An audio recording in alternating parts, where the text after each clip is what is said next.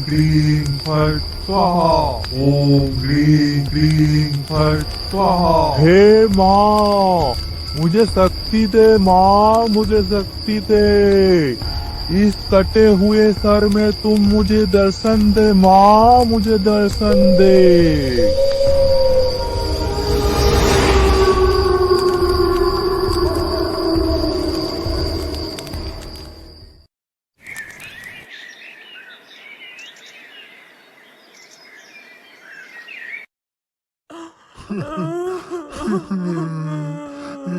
शाम को बस ये बोल के घर से निकला था कि आज एक रहस्य से पर्दा उठाने जा रहा हूँ।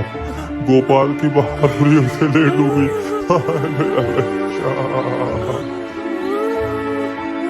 हो ना हो, ये उस गुफा वाला भूत का ही किया धरा है। हाँ, इधर रामगढ़ राज्य का मंत्री तोता दूर खड़ा सब देख रहा था। ये सब देखकर मंत्री तोता उड़ते हुए राजा महाराणा प्रताप के पास आकर बोला, महाराज महाराज, किस बात का डर था वही हुआ। पहली मत बुझाओ मंत्री जी, सीधे सीधे बताओ कि आखिर क्या हुआ है। महाराज, हमारे पूरे राज्य में मौत का कहर मचा हुआ है महाराज। ये लेकर अभी तक पूरे राज्य में 4 लड़कों की मौत हो चुकी है महाराज। मैं अभी अभी देख कर आ रहा हूँ। कुछ करिए महाराज, नहीं तो देखते देखते कुछ दिनों में रामगढ़ राज्य एक शमशान घाट बनकर रह जाएगा महाराज। कुछ करिए महाराज। ये सुनकर राजा महाराणा प्रताप चिंतित होते हुए मंत्री से बोला,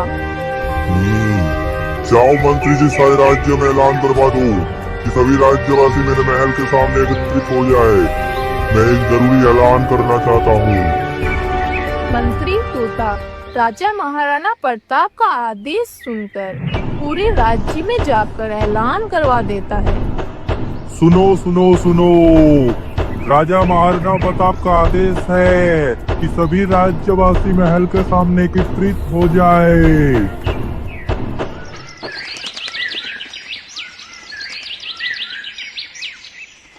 कुछ ही देर में सारे राज्यवासी राजमहल के सामने एकत्रित हो गए।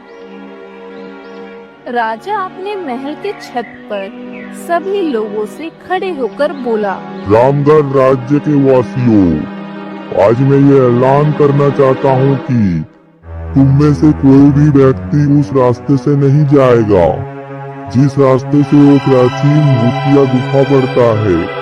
और अगर कोई भी व्यक्ति आते हुए या जाते हुए दिखाई दिए तो तुम सबका कर्तव्य है कि उस व्यक्ति को वहाँ जाने से रोके, ठीक है? इतना कहकर राजा अपने कमरे में आकर चिंतित होकर टहलने लगा। तभी राजा की पुत्री सुमति और उसके पति, जो कि दूसरे राज्य का राजकुमार था, राजकुमार अशोक, राजा महाराणा प्रताप से बोला, महाराज, उस भूतिया गुफा के बारे में तो तरह तरह की बातें मैंने भी सुन रखी है। आखिर इसका क्या रहस्य है? कहते हैं कि उस डरावनी गुफा में प्राचीन काल से एक भूत रथ आ रहा है जो कि रामगढ़ जंगल के आने जाने के रास्ते में बढ़ता है, और जो कोई भी उस रास्ते से होकर गुजरता है उसे वो भूत मदद की गुहार लगाता है। सुना है कि जिस किसी ने भी उसकी मदद करने उस गुफा में गया है वो कभी जिंदा वापस नहीं लौटा है। ओह, तो ये बात है। मगर मैं नहीं मानता महाराज कि भूत भी होता है। ये जरूर किसी की साजिश है। महाराज, मैं भी उस भूत को एक बार देखना चाहता हूँ। मैं भी तो देखूं ऐसा कौन सा भूत है जो मदद की गुहार लगाकर मनुष्य को मौत के घाट कर रहा है। नहीं राजकुमार, ऐसा गलती से भी मत करना। अरे नहीं महाराज, मुझे मत रोकिए। आज मैं इस भूत के किस्से को खत्म करके ही रहूंगा। तभी राजकुमार की पत्नी राजकुमारी सुमति राजकुमार से बोली, मैं भी आपके साथ चलूंगी। आप मेरे पिताजी के राज्य के लिए अपना जान दांव में लगा रहे हैं, तो मेरा भी तो कुछ कर्तव्य बनता है। इतना कहकर राजकुमार अपनी पत्नी सुमति के साथ गुफा के ओर चल पड़ता है। राजकुमार और उसकी पत्नी सुमति जंगल के रास्ते में चल ही रहे थे कि तभी उनका नजर दो डाकुओं पर पड़ता है जो कि छुपकर बातें कर रहे होते हैं। अरे भाई, हम ये सही कर रहे हैं क्या? गांव वाला तो कहता है उस गुफा में एक भूत रहता है जो लोगों को आवाजें देता है। अरे मुझे नहीं लगता है कि इस गुफा में कुछ है। वो गुफा गांव की मुखिया का है। मुझे तो लगता है उसमें बहुत सारे खजाना होगा। सब गांव वालों का धोखा है। सब गांव वालों को डराने का बहाना है बस। पर चलो चलकर आज देख ही डालते हैं। इसके बाद वो दोनों डाकू गुफा की ओर जाने लगते हैं। उन्हें गुफा की ओर जाते देख राजकुमार अशोक और उनकी पत्नी सुमति दोनों घोड़ा से उतरकर उन दोनों का पीछा करते हुए जाने लगते हैं कि तभी वो दोनों देखते हैं कि वो दोनों डाकू गुफा के अंदर जाने ही वाले होते हैं कि तभी उन दोनों के सामने एक तांत्रिक आ जाता है जो देखने में बहुत ही भयानक होता है और उसके हाथ में एक मनुष्य के सर के कंकाल से बने एक छड़ी होता है। तभी वो तांत्रिक उन दोनों डाकुओं से कहता है, कहाँ जा रहे हो तुम दोनों? क्या तुम दोनों को पता नहीं है इस गुफा में एक भूत रहता है? वो तुम्हें मार डालेगा। भाग जाओ, भाग जाओ यहाँ से। क्या कहा? भूत? अरे बाबा! उसी समय उस गुफा से आवाज आने लगती है, कौन है वहाँ? मेरी मदद करो, अंदर आओ, कोई मुझे निकालो यहाँ से। गुफा से आवाज आते हुए सुनकर वो दोनों डाकू डरकर वहाँ से भाग जाते हैं। उन दोनों को भागते देख तांत्रिक जोर जोर से हंसते हुए अपने आप से बोला, मैंने तो पहले ही कहा था, यहाँ दोबारा बताना, वो तुम्हें मार डालेगा। तांत्रिक बड़बड़ाते हुए वहाँ से चला जाता है और ये सब राजकुमार अशोक और उनकी पत्नी सुमति दूर से छुपकर देख रहे थे। राजकुमारी ये सब देखकर डरते हुए राजकुमार अशोक से बोलती है, महाराज चलिए चलिए यहाँ से चलते हैं। ये सब देखकर लगता है पिताजी सच ही कह रहे थे और ये सब सच है तो मैं आपको खो नहीं सकती महाराज। आप यहाँ से लौट चलिए। राजकुमारी सुमति, क्या आपने उस तांत्रिक को देखा नहीं कि किस तरह से वो दोनों डाकुओं को डराकर भगा दिया? हो ना हो, जरूर उस गुफा में कुछ रहस्य छुपा है। आप यहाँ पर रुककर उस तांत्रिक पर नजर रखिए राजकुमारी सुमति। मैं सच का पता लगा कर आता हूँ। देखा जाए वाकई ही वो आवाज भूत का है या किसी इंसान का। आप यहाँ से कहीं मत जाइएगा राजकुमारी सुमति।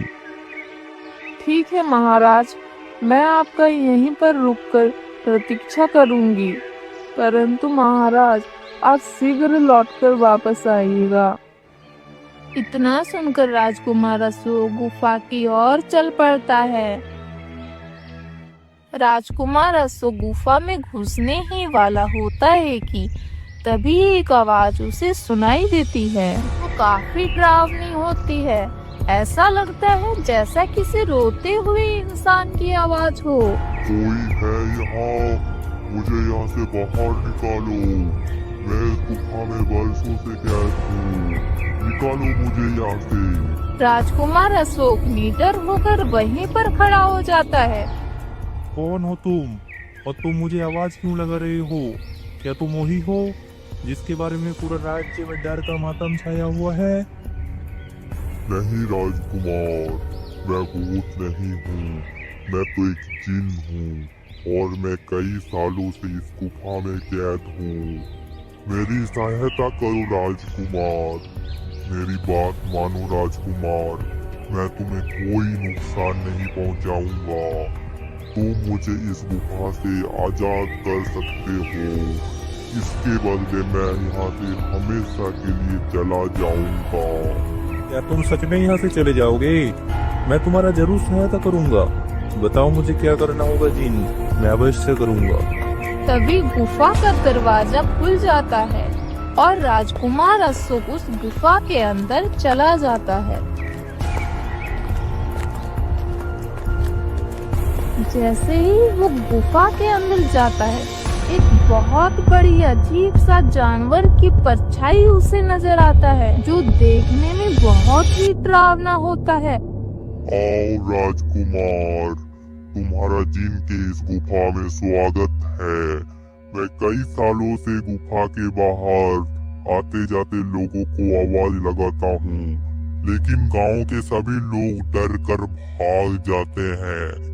कोई भी गांव वाला इस गुफा में आने का हिम्मत नहीं करता है, लेकिन तुम एक बहुत ही बहादुर राजकुमार हो, तो इस गुफा में अकेले चले आए हो। क्या तुम सच में जिन हो? और तुम जिन हो तो दिखाई क्यों नहीं दे रहे हो? नहीं, मैं जिन नहीं हूँ राजकुमार, मैं जिन की परछाई हूँ। वो जिन तो इस गुफा के कैद खाने में बरसों से कैद है, वो बाहर नहीं आ सकता है। परछाई, तुम मुझे ये बताओ कि वो जिन इस गुफा में कैद क्यों है? क्या जिन के इस गुफा में रिहा होने का कोई मार्ग नहीं है? मार्ग है राजकुमार, और तुम उस मार्ग तक पहुंच सकते हो, लेकिन इसके लिए तुम्हें इस गुफा के तहखाने में जिन के पास जाना होगा। वही जिन तुम्हें इसका मुक्ति का राज बताएगा। इतना सुनकर राजकुमार जलता हुआ मसाल लेकर उस गुफा की ओर चल पड़ता है। जैसे ही राजकुमार गुफा का अंदर जाता है, तो उसे एक आग जलती हुई दिखाई देता है। राजकुमार अशोक उस आग के पास जाकर उस जिन को आवाज लगाता है। ए जिन, मैं तुम्हारी मदद करने आया हूँ। क्या तुम मुझे सुन पा रहे हो? इतना कहते ही उस जिन का आवाज आता है। आओ बहादुर राजकुमार, मैं तुम्हारा ही इंतजार कर रहा हूँ। मैं जानता हूँ कि तुम ही मुझे इस गुफा से मुक्ति दिला सकते हो। तुम एक बहुत ही बहादुर राजकुमार हो। मेरे सामने आओ जिन, मैं तुम्हें देखना चाहता हूँ। तभी अचानक से वो जिन सामने आ जाता है, जो बहुत ही डरावना होता है, जो बहुत ही भयंकर सा दिखने वाला, जिसके सर में काफी बड़े बड़े सींग होते हैं, जिसे देखकर राजकुमार थोड़ा घबरा जाता है। देखो, तुम डरो मत राजकुमार, मैं तुम्हें कुछ नहीं करूँगा। मैं जानता हूँ कि तुम मेरी मदद करने आए हो, लेकिन मेरी मदद करना इतना आसान नहीं है। तुम एक बार और सोच सकते हो। क्या तुम सही में मेरी मदद करना चाहते हो? हाँ जिन, मैं तुम्हारी मदद करना चाहता हूँ, परंतु क्या तुम मुझे बता सकते हो कि तुम कैद कैसे हुए हो? तो ध्यान से सुनो राजकुमार। बरसों पहले इस राज्य रामगढ़ का मैं भी एक राजकुमार हुआ करता था। रामगढ़ राज्य में सब कुछ सही चल रहा था कि अचानक से राज्य में कुंवारा लड़का गायब होने लगे थे। पूरे राज्य में तहलका मचा हुआ था, और मैं एक दिन इस जंगल के रास्ते से गुजर ही रहा था कि तभी मेरे कानों में कुछ बच्चों की आवाज टकराई, जो कि इसी गुफा में से आ रहा था। तभी मैं अंदर जाकर देखा तो मेरे पैरों तले से जमीन खिसक गया। तभी मैंने देखा कि एक तांत्रिक आंखें बंद करके बैठा हुआ था, और राज्य के सभी कुंवारे लड़के बेहोशी की हाल में जमीन पर पड़े हुए थे। अचानक से तांत्रिक आंखें खोलकर मेरी ओर देखने लगा। तुम तो इस राज्य के राजकुमार हो ना? तुम यहाँ पर कैसे आए? तुम ये सब छोड़ो, पहले तुम ये बताओ कि तुम कौन हो और तुम ये सब क्यों कर रहे हो? मूर्ख मानुस, शायद तुम नहीं जानता कि मैं अपने दुनिया का सबसे शक्तिशाली और महान तांत्रिक हूँ। काली शक्तियों का मालिक हूँ मैं। काली शक्तियों ने सिद्धि प्राप्त करके मुझे अपनी दुनिया में शासन करने का भूख सवार हुई और मैंने अपने दुनिया में सभी राजाओं को मारकर मैंने अपने दुनिया में अधिकार जमा लिया। लेकिन मेरी भूख अभी भी खत्म नहीं हुई। मैं दूसरी दुनिया में भी शासन करना चाहता हूँ। जब मेरी नजर पृथ्वी पे पड़ी तो पृथ्वी को देख के मेरी नजर आश्चर्य से फटी की फटी रह गई। मैंने कई ग्रह देखे लेकिन पृथ्वी जैसा सुंदर ग्रह मैंने कहीं नहीं देखा। जब मैंने अपनी इच्छा शैतान को कही तो शैतान ने मुझे आदेश दिया कि तुम्हें पृथ्वी के कुंवारे लड़कों की बलि चढ़ानी होगी। इसीलिए मैंने तुम्हारे राज्य के सभी लड़कों को अपहरण कर लिया और आज रात मैं उनका बलि चढ़ा के काली शक्तियों का मालिक बन जाऊंगा। काली शक्तियों का मालिक बन जाऊंगा मैंने। हाँ, और ये तभी होगा जब तुम जीवित रहोगे। और इतना बोलकर मैं अपनी तलवार निकालकर उस तांत्रिक को वार कर देता हूँ। मेरी वार से वो तांत्रिक तो जोखिम होकर जमीन पर गिर जाता है और मैं सभी लड़कों को तो बचा लेता हूँ, परंतु उसी समय वो तांत्रिक होश में आकर मुझे जादू से जीन बना देता है और मुझे तहखाने में बंद कर देता है। तब से मैं इस गुफा में इसी तहखाने में कैद हूँ। इससे पहले किसी राज्य के लड़कों ने मुझे बचाने की कोशिश की थी। हाँ, वो रामगढ़ राज्य का प्रजा था। उन लोगों को उस तांत्रिक ने मार डाला। मैं तुमको इस गुफा से आजाद करवाना चाहता हूँ, लेकिन मुझे तुम्हें इस गुफा से आजाद कराने के लिए क्या करना होगा? राजकुमार, तुम्हें उस तांत्रिक से उस छड़ी को मेरे पास लाना होगा जो उसके हाथ में रहता है।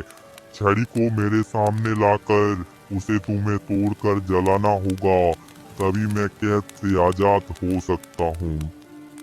ठीक है जिन, मैं छड़ी लेकर ही आऊंगा। मैं तुम्हारा इंतजार करूंगा बहादुर राजकुमार। इसके बाद राजकुमार अशोक उस तांत्रिक का झोपड़ी में जाता है। राजकुमार अशोक देखता है कि वो तांत्रिक सोया होता है। तांत्रिक को सोया देख राजकुमार अशोक झोपड़ी के अंदर जाकर देखता है कि तांत्रिक की छड़ी उसके बिस्तर के बाएं ओर रखी होती है। ये देखकर राजकुमार तवे पांव जाकर तांत्रिक का छड़ी लेकर जाने ही वाला होता है कि तभी उसी समय तांत्रिक का आँख खुल जाता है। रुको लड़का, तुम मेरे जादुई छड़ी लेके कहाँ जा रहे हो? मुझे मेरे जादुई छड़ी वापस करो, वरना मैं तुम्हें यहाँ से नहीं जाने दूंगा। तुमने मेरे राज्य के ना जाने कितने ही निर्दोष लोगों की हत्या की, वो तांत्रिक, और तुम्हें लगता है कि मैं तुम्हें ये छड़ी वापस कर दूंगा? कभी नहीं।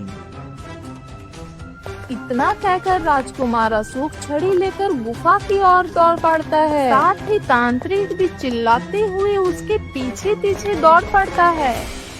मेरे कई सालों को मेहनत को मैं तुम्हें पानी करने नहीं दूंगा। रुको लड़का, रुको, रुक जाओ, मैं तुम्हें मार डालूंगा, रुको। कुछ ही देर में राजकुमार अशोक भागते भागते उस गुफा के अंदर जीन के पास पहुंच जाता है। जल्दी करो राजकुमार, इस छड़ी को तोड़कर जला दो, नहीं तो वो तांत्रिक तुम्हें मार डालेगा। तभी वो तांत्रिक वहां पर पहुंच जाता है। तांत्रिक को देखते ही राजकुमार अशोक छड़ी को तोड़कर जला देता है। हाँ, रुक जा लड़के, मैं जादू छड़ी को मत तोड़ो मैं जादू छड़ी को।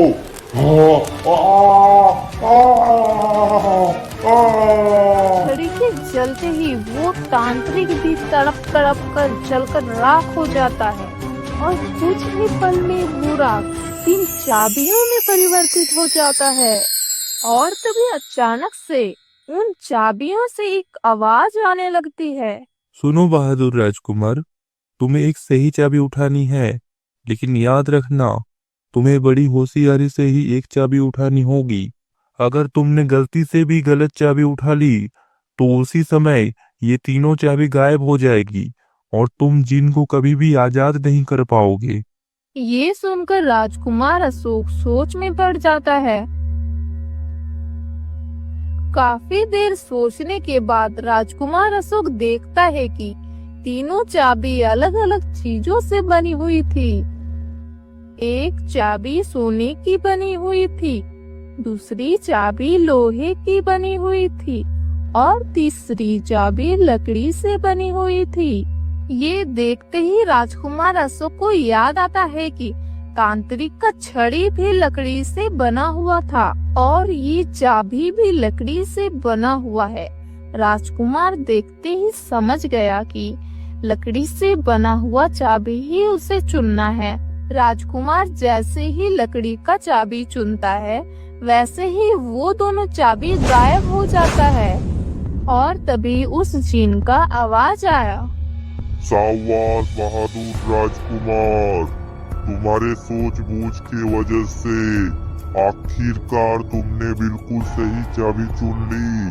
अब जाओ उस दरवाजे के पास और खोल दो उसे। राजकुमार अशोक उस दरवाजे के पास जाता है और उस दरवाजे को खोल देता है। राजकुमार जैसे ही उस दरवाजे को खोलता है वैसे ही जिन निकलकर एक सुंदर राजकुमार में परिवर्तित हो जाता है। तुम्हारा बहुत बहुत धन्यवाद राजकुमार अशोक, तुम्हारी वजह से आज मैं आजाद हो सका हूँ। तुम एक बहुत ही बहादुर और नीरज राजकुमार हो अशोक। धन्यवाद तो मुझे आपको करनी चाहिए राजकुमार। आप मेरे राज्य के लिए इतने सालों से इस गुफा में कैद हैं। इतना कहकर दोनों राजकुमार साथ में गुफा के बाहर निकलता है। राजकुमारी सुमति गुफा के बाहर खड़ी हुई थी। राजकुमारी सुमति राजकुमार अशोक को देखकर खुशी से झूमते हुए बोली, मुझे यकीन था राजकुमार कि आप जरूर वापस लौट आएंगे। चलिए राजकुमार, महल लौट चलते हैं। हाँ राजकुमारी सुमति, चलिए चलते हैं। फिर वो तीनों राजमहल की ओर रवाना हो जाते हैं।